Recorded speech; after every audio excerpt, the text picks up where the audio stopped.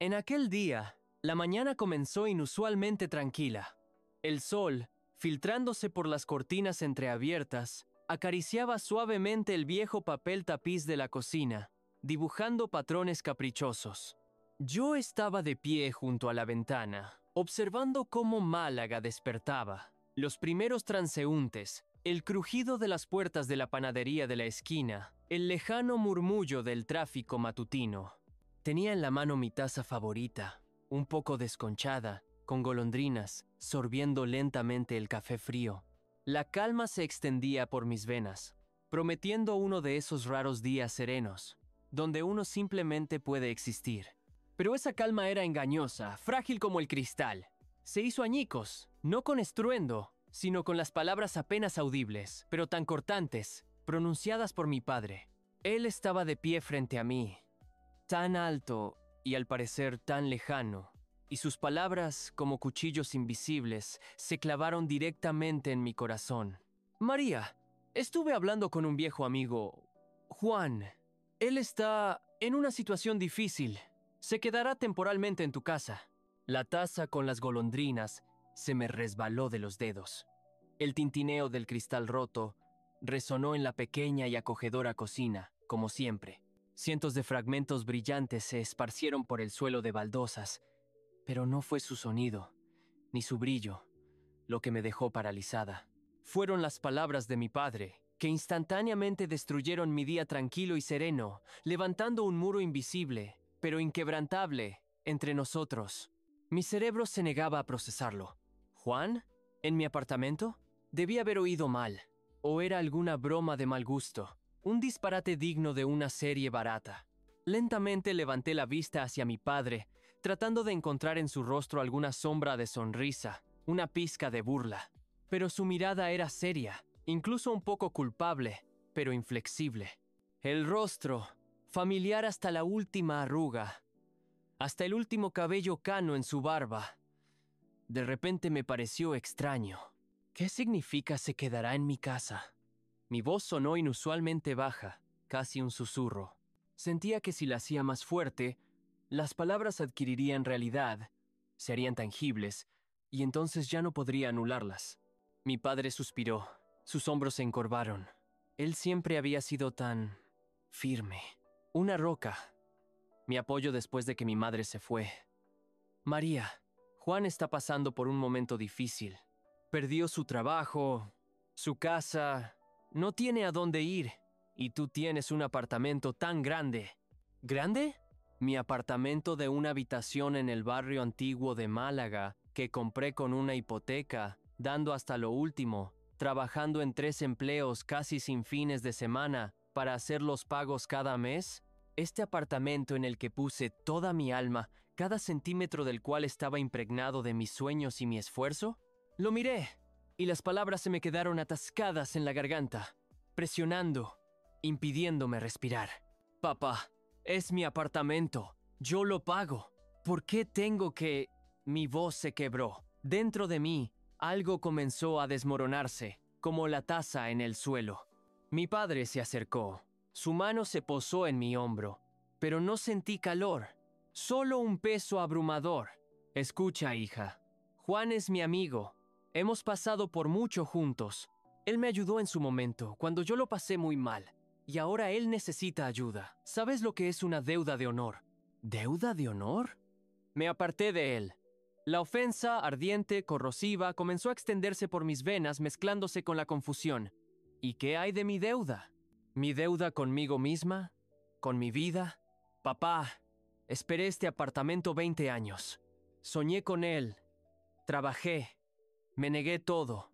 ¿Y tú simplemente lo entregas a alguien? María. Su voz se volvió más dura. Juan no es alguien. Es una buena persona. Solo que las circunstancias...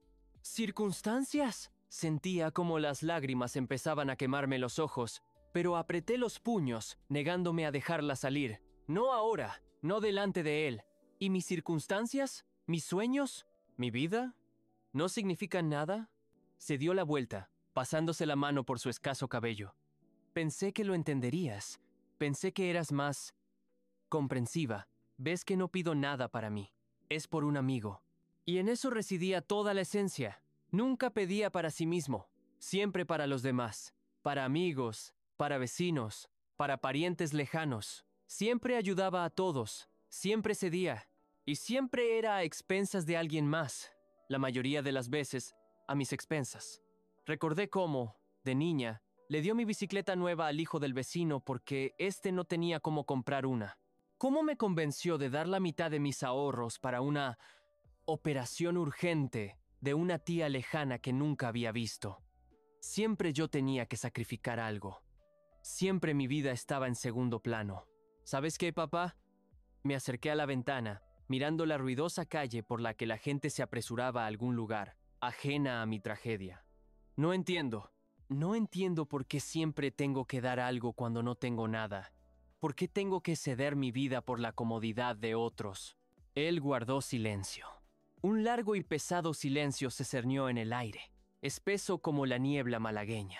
Solo escuchaba el latido de mi propio corazón, rápido, nervioso, como un tambor. Finalmente mi padre dijo: «Está bien, lo entiendo, no quieres. Entonces le diré a Juan que tú no estás en condiciones de ayudar». En su voz había un matiz de amargura, de decepción, que me atravesó por completo. Era su truco favorito, hacerme sentir culpable, indigna de sus generosas expectativas. Me di la vuelta. Su espalda me parecía tan grande como el muro entre nosotros. «Papá, no es cuestión de quiero o no quiero. Es cuestión de justicia. Mi vida se fue, sin decir nada más». La puerta se cerró detrás de él en silencio, sin un golpe, pero ese sonido resonó como un trueno en mi cabeza.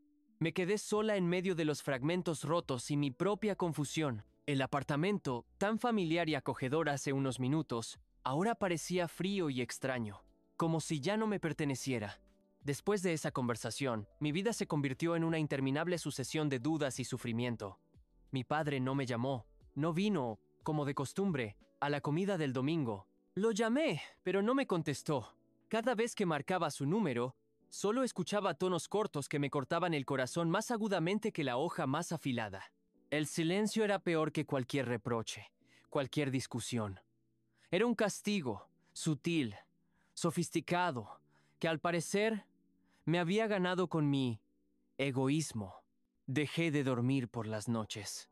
Al cerrar los ojos, veía el rostro de mi padre, su mirada decepcionada, que me perseguía. Durante el día deambulaba por el apartamento como una sombra. Las paredes, que antes me daban una sensación de seguridad y paz, ahora me oprimían, recordándome el conflicto que me desgarraba por dentro. Por un lado entendía mi razón. Este apartamento es mi rincón ganado con sudor y sangre, mi fortaleza. No tenía que rendir cuentas a nadie, ni inclinarme ante nadie. Era mi vida, mi espacio. Pero por otro lado, era mi padre, el único que me quedaba, el único que me crió después de la muerte de mi madre. Un hombre que siempre me enseñó a ser amable, comprensiva, generosa. Y ahora, a sus ojos, yo era una mala hija, insensible e indiferente. Intenté ahogar ese dolor, esa culpa. Trabajaba aún más, tomaba turnos adicionales, solo para no quedarme sola con mis pensamientos. En la cafetería donde trabajaba como barista, sonreía a los clientes, bromeaba, pero por dentro todo ardía. Por las noches, al regresar a casa, me sentía vacía, agotada. Un día, mientras hojeaba un viejo álbum de fotos, me encontré con una imagen donde yo, muy pequeña, estaba sentada en las rodillas de mi padre, y él, tan joven y fuerte, me sonreía. En sus ojos entonces había tanto amor, tanta ternura, y me dolió insoportablemente. Cerré el álbum, lo aparté de mí, sintiendo cómo las lágrimas calientes corrían por mis mejillas. No era solo una foto, era un recordatorio de cuánto lo amaba y de cuánto me sentía traicionada en ese momento. Llamé a mi mejor amiga, Sofía. Ella siempre estuvo ahí, siempre escuchaba, siempre entendía. Le conté todo, derramé todo mi dolor, toda mi confusión. «María, no tienes por qué culparte», dijo Sofía. Su voz era suave y tranquilizadora. «Tu padre siempre ha sido así. La generosidad es su cualidad. pero a veces se convierte en otra cosa cuando empieza a disponer no de sus recursos, sino de los tuyos. No es normal que un adulto, aunque sea tu padre, te exija tales sacrificios, y menos cuando se trata de tu vivienda, de tu seguridad. Pero es mi padre, Sofía. Me ha dado tanto. Te dio la vida, y eso es invaluable. Pero eso no significa que debas entregarle la tuya. Tienes derecho a tu casa, a tu vida, y no debes sentirte culpable por defender tus límites. Sus palabras fueron un bálsamo para mi alma herida, pero no podían silenciar por completo la voz interior que me decía, eres una mala hija. Intenté buscar a Juan en las redes sociales. Busqué información sobre él para entender qué clase de persona era aquella por la que mi padre había dado ese paso, pero no encontré nada, como si fuera un fantasma, que existía solo en las palabras de mi padre. Y esto solo aumentaba mi irritación. Las semanas pasaron y el silencio de mi padre continuaba. Sentía que lo estaba perdiendo, o mejor dicho, que él me estaba perdiendo a mí. Cada día sin su llamada, sin su visita, era como una puñalada. Echaba de menos sus bromas, sus consejos, incluso su a veces agobiante cuidado. Entendí que, a pesar de todo el dolor que me había causado, no quería perder a mi padre. Una tarde, después de otra noche de insomnio, tomé una decisión. Dura, pero, según me parecía, la única correcta. Marcaría su número, hablaría con él, e intentaría encontrar un compromiso. Quizás le ofrecería a Juan quedarse conmigo un tiempo, hasta que encontrara algo más. ¿Un mes? ¿2? No lo sabía. Pero tenía que hacer algo. No podía seguir viviendo en ese vacío suspendido. Marqué el número de mi padre. Largos tonos. Mi corazón latía en mi pecho como un pájaro atrapado. Finalmente contestó. Su voz sonaba cansada, pero no tenía la suavidad habitual. Papá, soy María. Silencio. Apreté el teléfono con más fuerza. Yo quería hablar sobre esa conversación. Otro silencio. Imaginé su rostro, sus cejas fruncidas, sus ojos ocultos tras el cansancio. Papá, entiendo que querías ayudar a un amigo y valoro eso en ti. Siempre fuiste tan amable. Las palabras me costaban, pero traté de ser sincera. Pero este apartamento es todo lo que tengo. Mi seguridad, mi vida. No puedo simplemente entregarlo. Te entiendo, María. Ya lo dijiste. Su voz era seca, distante. No, papá, espera. Quiero decir que no me niego a ayudar. Pero no así. Puedo intentar hablar con él, ofrecerle, tal vez, quedarse conmigo un par de semanas, hasta que encuentre algo más. Será una solución temporal, pero no puedo echarlo a la calle. Y no puedo darle mi apartamento para siempre. Esperé su reacción. La tensión era tal que casi podía oírla crujir a mi alrededor. Y de repente, suspiró.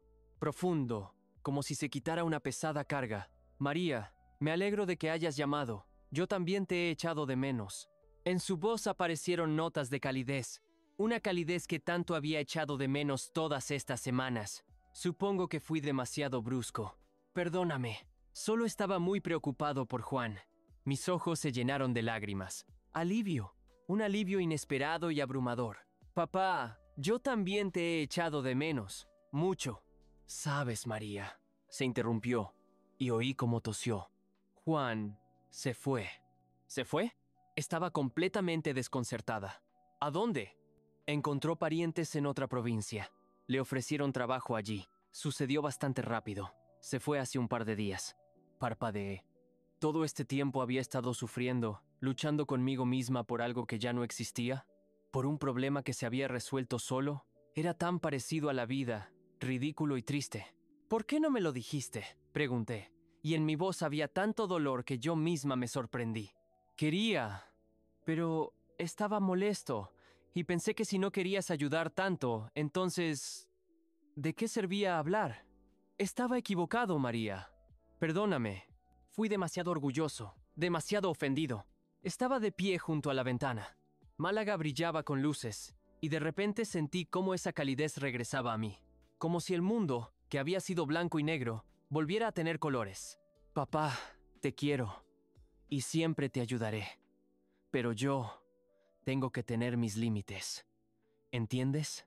Entiendo, hija. Entiendo. Y yo también te quiero. Más que a nada en el mundo. En su voz resonó el arrepentimiento, real, profundo, y eso era todo lo que necesitaba.